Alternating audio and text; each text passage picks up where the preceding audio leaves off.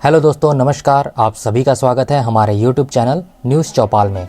दोस्तों, आज भाग दौड़ भरी और तनाव भरी जिंदगी में कुछ पल के लिए ही सही हर व्यक्ति रिलैक्स होने के लिए 2 घुट शराब के या कहें 1 पैक विस्की का जरूर ले लेता है। आज कई लोग अपने दिमागी स्ट्रेस को रिलीज करने के लिए 30 ml विस्की में आवश्यकता अनुसार पानी मिलाकर उसमें 3-4 बर्फ के टुकड़े डालकर बड़ी ईमानदारी के साथ एक घूंट करके पीते हुए नजर आते हैं। लेकिन इतना सुकून देने वाली इस विस्की को इंसानों तक पहुँचाने के लिए किस तरह से निर्माण किया जाता है और इसको बनाना कितना मुश्किल होता है, आज की इस वीडियो में हम आपको बताने वाले हैं। तो चलिए शुरू करते हैं आज के हमारे इस वीडियो को। अभी तक आपने हमारे चैनल को सब्सक्राइब नहीं किया है तो आप हमारे चैनल को सब्सक्राइब जरूर कर लें। आज के समय में हम देखते हैं कि इंसान की जरूरत आज रोटी, कपड़ा और मकान तक सीमित न होकर उसकी आवश्यकता और भी काफी अधिक बढ़ चुकी है और इंसानों ने आज अपनी आवश्यकता में शराब को भी शामिल कर लिया है। कई लोग आज भी इसका सेवन नहीं करते हैं, लेकिन आज दुनिया में एक तबका ऐसा है जो कि शराब के बगैर रह नहीं पाता है और जो लोग ड्रिंक करते हैं उनके लिए बेसिक नेसेसरी आज रोटी, कपड़ा, मकान के साथ साथ विस्की भी बन चुकी है। यदि हम अपने देश भारत के ही बारे में बात करें तो आज दुनिया का 2nd लार्जेस्ट विस्की मार्केट है,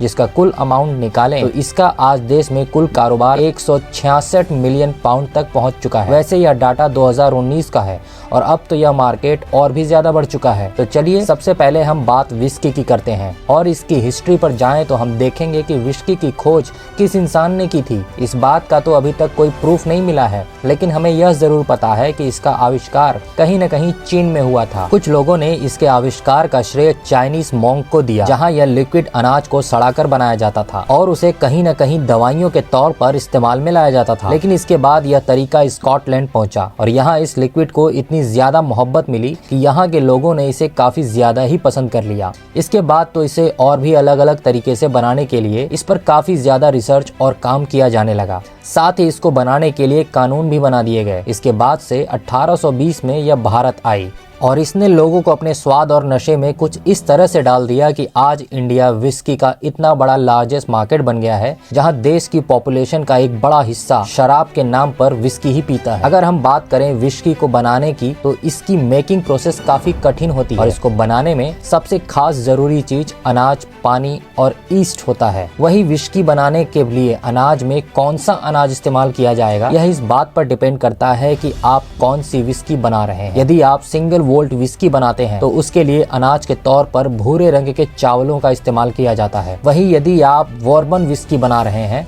तो अनाज के तौर पर 50% मक्की का इस्तेमाल किया जाता है। अब आते हैं हम इसकी प्रक्रिया पर। इसकी मेकिंग का प्रोसेस कई लेवल से होकर गुजरता है, जिसमें सबसे पहले आता है सिलेक्शन एंड प्रिपरेशन। इस प्रक्रिया में सबसे पहले तय किया जाता है कि हमें कौन सा अनाज लेना है और उसका गुणवत्ता स्तर क्या होता है।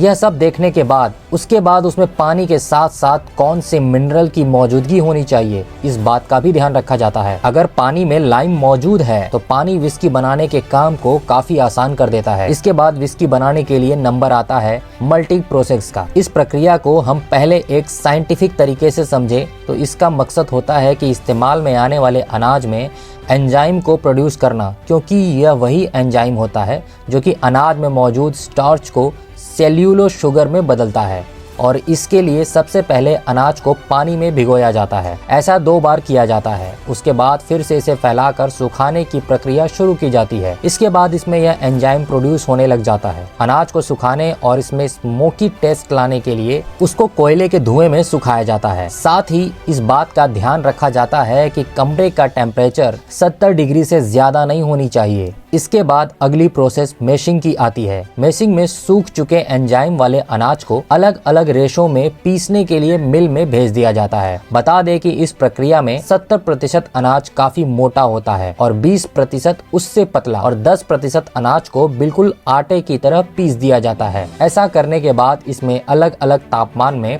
पानी मिलाया जाता है और इसे आपस में मैश किया जाता है। पानी मिलने के बाद इस पूरे सॉल्यूशन का टेम्परेचर करीब 40 से 80 डिग्री तक रखकर कुछ दिनों के लिए छोड़ दिया जाता है। इस सॉल्यूशन में शुगर 20 से 30% होता है। इसके बाद इसे फर्मेंटेशन प्रक्रिया के लिए भेजा जाता है, जिसमें सॉल्यूशन में ईस्ट मिलाकर छोड़ दिया जाता है। इसमें मौजूद स्टार्च इस सॉल्यूशन को शुगर में बदलना शुरू कर देता है और यहीं से शुरू होता है अल्कोहल बनाने की असली सिलसिला। अब फर्मेंटेशन से तैयार हो चुके लिक्विड को अलग किया जाता है और तैयार हो जाता है एक तरह का रॉ अल्कोहल, जिसे बिना डेल्टिलेशन के अगर इस्तेमाल इस्तेमाल में लाया जाए तो यह एक जहर की तरह काम करता है, क्योंकि इसमें जरूरत के एथेनॉल के अतिरिक्त जानलेवा मेथनॉल भी मौजूद होता है। इसलिए यह एक तरह का जहर ही होता है और इस जहर से विस्की निकालने के लिए इस लिक्विड को कॉपर के बड़े बड़े कंटेनर में भरकर रखा जाता है, जहां इसे 70 से 80 डिग्री तापमान पर उबाला जाता है और जब यह भाप बनकर ऊपर उठने लगती है तो उसे एक पाइप के माध्यम से दूसरे कंटेनर में भेज दिया जाता है, जहां पर उसे ठंडी हवा से होकर गुजारा जाता है, जहां पर एथेनॉल ठंडा होकर लिक्विड फॉर्म ले लेती है और इस तरह से जो लिक्विड बाहर आता है उसे चेक किया जाता है कि इसमें अल्कोहल 40 से 60% ही हो। अगर ऐसा नहीं हुआ और यह ज्यादा मात्रा में पाया जाता है तो इस लिक्विड में पानी मिलाकर उसे लकड़ी के बैरल में भरकर रख दिया जाता है, जिस बैरल को अंदर और बाहर दोनों तरफ से एक बार जलाया जाता है। ऐसा कहा जाता है कि इस बैरल में भरकर विस्की को करीब 3 साल के लिए रखना चाहिए, लेकिन आज भारत में इसकी खपत इतनी है कि इसे 3 साल तक रखकर इंतजार कर पाना मुश्किल होता है। इसलिए आजकल बहुत सी कंपनी इसे सीधे बोतलों में लेबल लगाकर बेच देती है। लेकिन दोस्तों, आज भी जो महंगी विस्की मार्केट में देखने को मिलती है उन्हें इसी तरह से बैरल में भरकर करीब 3 साल तक रखा जाता है और उसके बाद ही उन्हें मार्केट में लॉन्च किया जाता है, क्योंकि विस्की के बारे में यह भी कहा जाता है कि यह जितनी पुरानी होती है उतनी ही टेस्ट में भी काफी शानदार होती है। तो दोस्तों,